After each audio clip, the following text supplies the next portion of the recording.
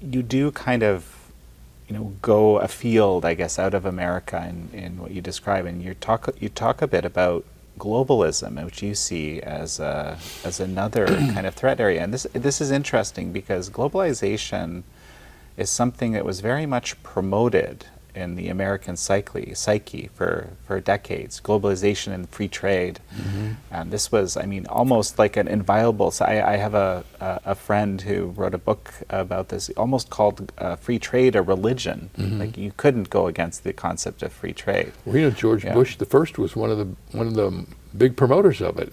I read a lot of things that he wrote, and he was a full-fledged promoter of globalism. And most people don't know that because he was a Republican, but I have to tell you that honestly that I started with that because of my understanding of prophecy in the New Testament. Oh. And the fact that at the end of time, according to the prophets, there's going to be a coalition of the governments, and there will be one leader who will galvanize all these governments together. And of course, from my perspective, understanding the prophecy, there will be a war, and we know that as the War of Armageddon, that will take place between Jesus Christ and the armies of heaven and this galvanized globalization under the Antichrist. That's what the Scripture teaches. So when I see globalism happening, from my perspective, I see that it's fulfilling that prophecy that's in the Scripture. And the byline of this book is how the prophecies of the future help us understand the problems of today. So as I see globalism growing and being promoted, and more, currencies, they're talking about wanting to have one currency, and during COVID, if we just had one guy who was helping us, all of that is just a part of what I've understood from the Bible, having studied it all this year and all these years, and I'm sort of a little prophecy guru, I guess. And in the Bible, there's, in the chapter on globalism, I said the first globalist was a guy named Nimrod who built the Tower of Babel. And he thought he could bring everybody together and they were going to reach up and, take God's place. And then God reached down and confused their language, and so much for that. But ever since then, there's always been this thought that if we can get everybody on the same page, then that's not going to happen. I just want to touch on this COVID element. Coronavirus, one of the things that a lot of people are concerned with, in fact, a few days ago, I interviewed the director of ethics, medical ethics at UC Irvine, right, about this topic, that there's a change in the thinking around medicine that's happened with respect to COVID, and this idea that, it's somehow more acceptable to compel people to undergo medical procedures, notably vaccines. Something like a vaccine mandate is something that is considered reasonable by a significant portion of society as we speak, but probably wouldn't have been 10 years ago. Well, I get asked that question probably as much as any, and here in San Diego, the church that I'm a part of, that I've been a part of for 40 years, we have a lot of military people. So many of my military friends are going through this. They have consciences about not being vaccinated, and they're going to lose their jobs. I have a friend who came to see me about that, and he told me that he had gotten that message from his chaplain. And I said, can you tell me who your chaplain is? And I called the guy. And I asked him, I told him who I was, and he knew me, and he said he respected me. And I said, I'm trying to help your young man. I told him he's a Marine. I said, is there any wiggle room here? He said, no, sir, there's not. He said, I wish I could tell you there were. But he said, if he doesn't get vaccinated, he's going to be discharged. I don't know that the government has the right to do that. I understand all the vaccinations we've had with polio and all of that. My take on that, I've been vaccinated twice. I've had the Pfizer, and my wife has, and I don't have a problem with it. I'm glad I've done that. I'm certainly at my age one of the vulnerable people.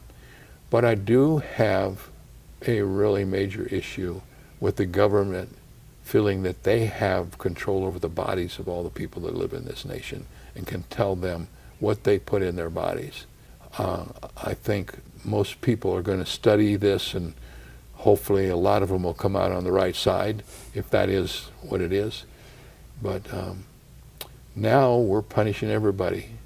All of the frontline workers who put themselves in jeopardy or losing their jobs. Many of the police who've already been inundated by this crazy culture that we're in, we're losing many of them.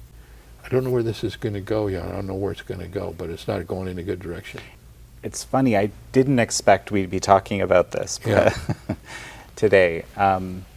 But what I did expect we'd talk about, I also noticed that you noted someone who was, one of my favorite guests on the show is actually a woman named She Van Fleet, who talked about, who stood up in Loudoun County and basically said what she's seeing happening in society reminds her of the Cultural Revolution in China, right? Yeah. Yeah, I have that clip. I actually had one of our tech guys get that clip for me. Mm-hmm. She was very articulate, and it was chilling. It was chilling because I was reading all this and studying it, and here's this woman who is saying, I see happening here what I remember happened there, and it's frightening to me, and it should be frightening to us. So you talked to her? Yeah, it's quite one of our very popular interviews because she lived through it and she can articulate, because people will say, well, of course, they're not killing people in large numbers. This is nothing like the Cultural Revolution. How dare you make this kind of comparison? But that's not actually what it's about. What she talks about, for example, right? There was a huge, for example, indoctrination of all the educators, right, that came with the Cultural Revolution. Sure. Well, I was just going to say, that's what's happened in our country, because I know we had a college here for a number of years. We don't have it now. It kind of spun off into its own orbit. I used to go to accreditation meetings and all of that, and what was happening then was the whole cold, hard liberal culture was at the top, and they were driving everything in all the schools. And for instance, in the Ivy League schools, a conservative didn't have a chance. You couldn't go there and speak. You couldn't have a word.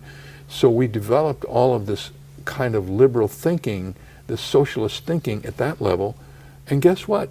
The kids who graduated from that are now teaching high school, and they're teaching grade school. So it started here, and now it's here, and it's now in the elementary schools, as you know, to the point of just unbelief. So it is, the culture has changed rapidly.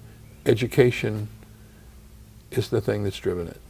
Well, and one of the, I guess, silver linings, as a number of people have described to me of COVID, was that parents, and I just had someone like this on the show fairly recently, were suddenly starting to listen over these Zoom and other calls what is being taught. That's the one redeeming thing that happened in the schools during that time, because they actually got to see what their kids were learning, what they were being taught. I'll give you a little statistic that's kind of an interesting thing. We now, along with what we do here and what we do at the church, we have a school, Christian Unified School District it's called, and we have 3 elementary schools in different places and a junior high and a high school. So when COVID started, we had a total K through 12, 1,000 students. We added 500 students during COVID. The student body now is 1,530. We didn't recruit, we didn't do anything. Parents are sick of this. And at many levels, Jan, they believe the only thing that's left to them is to withdraw, because they don't see any way to change what's happening in their schools. It's fearful. It is fearful to me, and I know a lot of parents that can't afford private education, so they're stuck in the public sector where this is happening. I had a lot of friends say, oh yeah, they'll come and pay your fees, but when COVID-19 goes away, they'll go back to the free public education. We had a 97% re-enrollment. They don't go back. They find out they can come here, and we don't try to indoctrinate them, but we provide a safe environment for them to learn as they used to be able to learn when you and I were going to school. Now it has to be in a school like ours, or a charter school, or someplace where the government isn't programming this nonsense into their lives. There are people in government that, for example, are deeply against homeschooling because they feel like that way we don't have enough control. We meaning the educators, so to speak, in the capital E, control over what the children are learning. Just last week in the state of Virginia, the governor said Parents shouldn't have anything to do with what goes on in their education. It's none of their business, and the government should be in charge.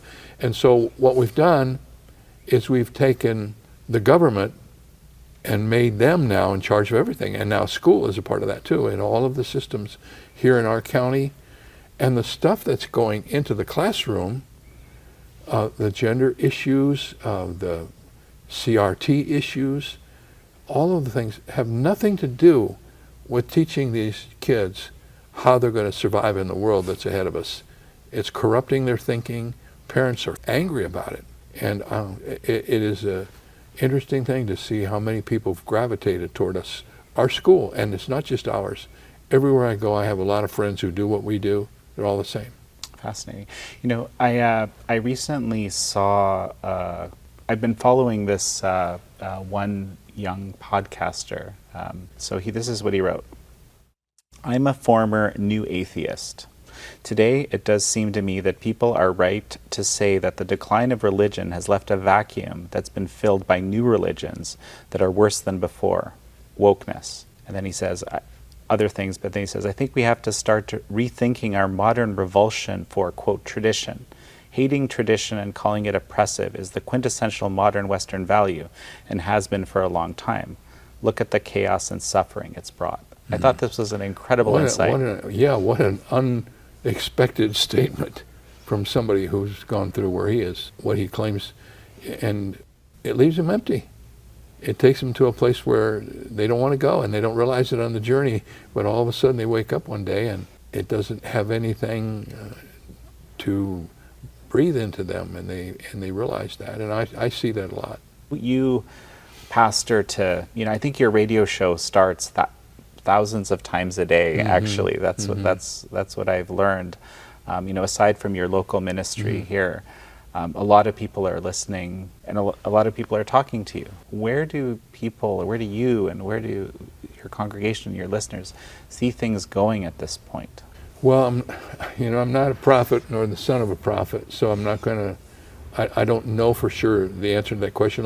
I'll give you my guess about it, where we are understanding what I do. First of all, I think we're now in a period of rebellion against the wokeism that we've talked about. There's a pushback. I think it's a lot more lethal than a lot of people think it is. I believe there's a lot more religious people, straight thinking people in America than the people on the other side think. They think they've won. They think they've got this but they haven't. What's happening in our schools and the pushback on the part of parents, the letter you just read to me, there's a realization. In fact, in the chapter on socialism, there's a whole section on the death culture of socialism. Socialism kills. There's a black book of communists that lists how many people were killed between 1917 and 1979. How many people died as a direct result of socialism? It's twice as many as the number of people who died as a result of World War I and World War II. It's so many people you can't comprehend. Socialism kills. And what I think is happening in many respects is some of the death pangs of socialism are starting to be felt. Just even in our schools, for instance, the awareness of what this is doing, how it's changing the whole educational process. I don't think that's going to just happen without a fierce fight on the part of people who believe as you and I do. There's just too many of us. And so often is the case, just a few people make all the noise. But if they make enough noise like they have, there's going to be a rebellion. I think it's going to be really interesting to see what happens in these elections that are coming up and whether or not we're right about that. I was stunned that a Senate candidate would say something like the schools should determine, what the education, the parents shouldn't have a say in this. I was stunned by that, and I think that's hurting that candidate dramatically in the polls, right? The roots of that are in socialism, because socialism wants control of the family, and they can't do what they want to do if they can't get the mothers out of the household and get control of what happens to the children. That's their whole goal. Their goal as a part of the whole manifesto is to get control of the children, and the nuclear family is an enemy to socialism because the strength of it doesn't allow socialism to do what it wants to do. So the whole goal is to dissipate it and get rid of it, get control of the schools, and tell the parents, you don't have the right to tell us what we're going to teach your children. In essence, the government's going to take control of the family. And that may happen some places, but I'll tell you what, there's a lot of parents who are saying, no, you don't. You're not doing that in my school. And more so than I thought there would be. Well, and what's also interesting is that, this is something that actually, liberal and conservative think tanks agree on, that the people that grow up within a nuclear family type structure have a much greater likelihood of just basically, for example, beating poverty, and just most of the measures of success in life and so forth are strongly connected with having that structure. The best thing God ever did after he created Eve was to tell them to be fruitful and multiply. And that's what they've done. And the family is the core of society. As the family goes, so goes society. Since time immemorial, actually. Absolutely, Yeah. from the very beginning. They tinker with the building blocks of our culture. It just never works. It never will. What would you say is your biggest fear in this current? You described, what you think is going to happen. You think that people are going to, sort of stand up against some of this liberalism. But what is your greatest fear in all of this? Well, I have to look at that through the lens of what I do. And I think that my greatest fear in that regard would be that as we began this discussion, we talked about how so many people are unaware of the danger that this whole thing has provoked. I told somebody it's like smoke coming under the door. You see it a little bit, but no, it's no big deal. And if we don't become aware of it, it'll be very destructive. That's why I wrote the book. I wanted to help people understand. One lady said to me, you answered all the questions I didn't know who to ask. Well, I hope I answered a few of them, because what I wanted to do is help them see the connectedness between so many of these things that are happening to us. They're not, for instance, and I wrote about the tearing down of monuments. It's just not a bunch of rowdy kids out there trying to have fun knocking monuments down. It's destroy the history, completely obliterate history so you can write a new one. That's all a part of how this whole thing works. That's all a part of socialism. Get rid of the things people hold dear. Destroy the things that are at the core of who they are as people, their family, their church, their marriage, and then come into that vacuum and bring all of its rottenness called socialism. And if people understand that, it makes them aware. Even for me, it's been true. I have a new grid now for the news because I've spent all this time studying this. I see stuff on the news, and I say to my wife, you see that? That's just pure socialism. I wouldn't have known that before, but we need to have an awareness of this because it's deadly. It will destroy everything, and all you have to do is go to Cuba, go to Venezuela, see what's happened in China, wherever this ideology is at work. It's not good. Well, and I mean, I'm very glad that to have learned that our Spectre of Communism is Ruling Our World series was helpful. Oh, it was, contribution. Yes. Yeah. Was there 5 books? Well, there's three books, but there's it came out as a series. I read the 3 books, but I thought there was more. But I think I may have gotten the 3 major books. Yeah. Very well done. Well, no, it's been such a pleasure. Any final thoughts as we finish up here? I'm just very thankful for what you do. I'm very thankful for the paper. I'm an avid reader. I think, once again, in the whole world of news, here's somebody standing up and saying, no, here's the whole story. And it takes courage to do that, and my prayers are with you. Well, Dr. David Jeremiah, it's such a pleasure to have you on. You're welcome.